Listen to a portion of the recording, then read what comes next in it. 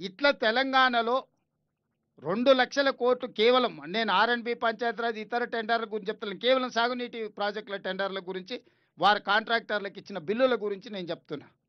ఇంత ఖర్చు పెట్టినా తెలంగాణ వచ్చిన తర్వాత ఏ ఒక్క ప్రాజెక్టు కూడా 100% మనం పూర్తి చేసుకోలేకపోయినాము. ఆ పక్కల వెలుగోడు ప్రాజెక్టు కానీ ఇతర ప్రాజెక్టులు కానీ అవతల వాళ్ళు వేగంగా కంప్లీట్ చేసుకోవడం, ముచ్చుమారి కానీ ఇట్లా ప్రతి ప్రాజెక్టు చివరికి రాయలసీమ లిఫ్ట్ పేరు మీద మళ్ళొక దాదాపుగా రోజుకు 10 టీఎంసీల నీళ్లు తరలించడానికి అవతల ప్రణాళికలు వేసుకొని నీళ్లు తరలించకపోతున్నారు. దీనికి ప్రధానమైన కారణం ఏంది? కృష్ణానదిలో మన వాటా మనం వాడుకోకపోవడం వల్ల 811 టీఎంసీలు నికర జలాలలో చంద్రశేఖరరావు గారు స్వయంగా హరీష్ రావు గారు పోయి 512 టీఎంసీలు ఆంధ్రప్రదేశ్ తీసుకెళ్ళండి, కేవలం 299 టీఎంసీలు మాకు చాలని సంతకాలు పెట్టి వచ్చారు 10 సంవత్సరాలు.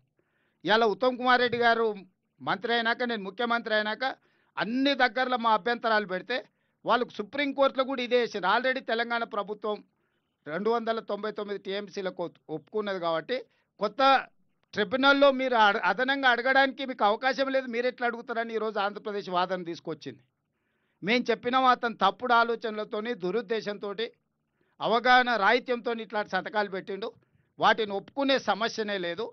మాకు సహజ న్యాయ సూత్రాల ప్రకారం కృష్ణానదిలో మాకు రావాల్సిన వాటా రావాల్సిందే అని చెప్పి ఈరోజు సుప్రీంకోర్టుతో సహా ట్రిబ్యునల్ ముందు మనం వాదనలు వినిపిస్తున్నాం. వాదనలో ఒక కొలిక్కి వస్తున్నాయి. ఇదొక పక్కన ఉంటే మనకు నిజంగా అన్యాయం జరగడానికి 10 సంవత్సరాలు ఈ ప్రాజెక్టులను పూర్తి చేయలేకపోవడము. ఈరోజు అన్ని ప్రాజెక్టుల మీద ఆంధ్రప్రదేశ్ అభ్యంతరాలు పెడుతుంది. ఎందుకు పెడుతుంది? అసంపూర్తిగా ఉన్నాయి కాబట్టి అభ్యంతరాలు పెట్టారు, పనులు చేయొద్దని. 10 సంవత్సరాలు అగ్రెసివ్గా డే నైట్ మనం కంప్లీట్ చేసుకుంటే కృష్ణానది మీద నుంచి మనం దాదాపుగా 500 టీఎంసీలు వాడుకోవడానికి అన్ని ప్రాజెక్టులు పూర్తి అయి ఉండేటివి. ఇవాళ చంద్రశేఖరరావు ఈ ప్రాజెక్టులను పూర్తి చేయకపోవడం వల్ల, నిర్లక్ష్యం వహించడం వల్లనే ఈరోజు ఆంధ్రప్రదేశ్కి అలసైపోయింది.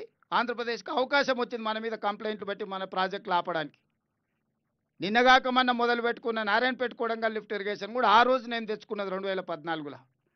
దాన్ని కూడా 69 జీవో ఇక్కడున్న మిత్రులందరికీ తెలుసు. ఎన్ని ఉద్యమాలు చేసినాం. నికర జలాలతోని తెచ్చుకున్న ప్రాజెక్టును కూడా కనీసం దాన్ని ప్రారంభించాలన్న సోయి కూడా ఆనాటి ప్రభుత్వానికి లేకపోయింది.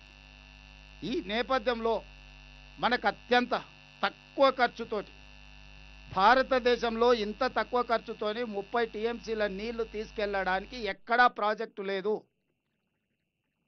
ఇది మామూలు సందర్భంలోనే 30 టీఎంసీలు. ఈ 2 సంవత్సరాలు కాంగ్రెస్ ప్రభుత్వం వచ్చిన తర్వాత వస్తున్న వర్షాలకు, వరదలకు మనం ఎంత కావాలంటే అంత తీసుకొని పోవచ్చు. వాళ్ళకు పోతిరెడ్డిపాడు ఎట్లనో దానికి ప్రత్యామ్నాయం అంతకంటే మంచి ప్రాజెక్టు ఈరోజు ఎస్ఎల్బిసి టనల్. అట్లాంటి ప్రాజెక్టును కూడా పూర్తి చేయలే. మేము వచ్చి పనులు మొదలు పెట్టినాం. కొంత దూరం కదిలిన తర్వాత ఊహించని ప్రమాదం జరిగి 8 మంది కార్మికులు చనిపోయారు. మాకందరికి బాధ ఉంది. ఒక మనిషి ప్రాణం విలువ మాకు తెలుసు. వాళ్ళ కుటుంబాలను ఆదుకునే ప్రయత్నం చేసిన ఉత్తమ్ కుమార్ రెడ్డి గారు ఆ సందర్భంలో ఇక్కడనే ఉండడం కాదు, వారు భారత సైన్యంలో పనిచేయడం వల్ల వారికి ఉన్న పరిచయాలను ఉపయోగించి ప్రధానమంత్రితో సహా ప్రతి మంత్రితో మాట్లాడి ఈరోజు భారత సైన్యంలో ఉన్న అత్యంత నైపుణ్యం కలిగిన అధికారులందరినీ కూడా ఇక్కడికి రప్పించి శాశ్వతంగా ఇక్కడ కూర్చోబెట్టి సమస్యలు పరిష్కరించడానికి ప్రయత్నం చేసినాం. ఇవాళ ఆ రోజు జరిగిన దుస్సంఘటన సందర్భంలోనే ఆర్మీ సపోర్ట్ కాదు, ఇవాళ ఈ ప్రాజెక్టును పూర్తి చేసుకోవడానికి కూడా కంప్లీట్గా ఆర్మీలో ఉన్న నిపుణులైన అధికారులను డెప్యుటేషన్ మీద తెచ్చుకోగలిగినాం. ఈరోజు ఉత్తమ్ కుమార్ రెడ్డి గారు భారత సైన్యంలో పనిచేయడం వల్ల ఇవన్నీ మనకు ప్రయోజనాలు చేకూరి ఈరోజు 20 ఏళ్ల క్రితం tunnel bore machine advanced technology, 20 సంవత్సరాల తర్వాత ప్రపంచంలో ఎంతో నైపుణ్యం మారిపోయింది, టెక్నాలజీ మారిపోయింది. ఈరోజు ఈ 9.8 కిలోమీటర్లు ఇప్పుడు బ్యాలెన్స్ ఉంది. ఆ బ్యాలెన్స్ టన్నెల్ను పూర్తి చేయడానికి టన్నెల్ బోర్ మిషన్స్ పాడవడము, ఆ సాంకేతిక నైపుణ్యంతో చేస్తే ఇంకా ముందుకు వెళ్ళలేని పరిస్థితులు ఉన్నాయి. కాబట్టి నూతన సాంకేతిక నైపుణ్యంతో ఆనాడేసిన అంచనాల ప్రకారం ఈనాడు పనులు పూర్తి చేయించడానికి ప్రభుత్వం నిర్ణయం తీసుకున్నది. మన మంత్రివర్గంలో వాటి అన్నిటిని ఆమోదించడం జరిగింది. దాని మీద కూడా ఆరోపణలు చేయడానికి చిల్లర ప్రయత్నాలు చేస్తున్నారు. దయచేసి హరీష్ రావు గారికి నేను సూచన చేస్తున్నా, చిల్లర మాటలు మానేయండి.